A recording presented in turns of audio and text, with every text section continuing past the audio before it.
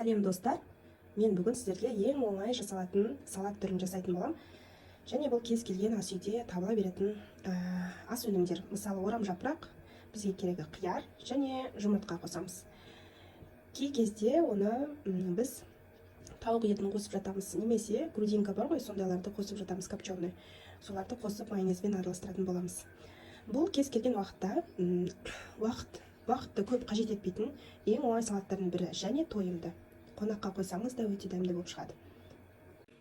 Міне осылай турап аламыз капустамызды, яғни орам жапырақты, ұзыннан, қиярды ұзыннан, бәрін ұзыннан турап аламыз. Менде кішкентай шұжық қалған екен, яғни колбаса, соны да салып жібердім. Мейлінше сіздерде тауықтың еті піскен немесе грудинка сондайлар қосып жіберсеңіздер болады. Және осыны араластырамыз тұз және майонезбен. Болды, тез әрі тойымды салат. Міне осылай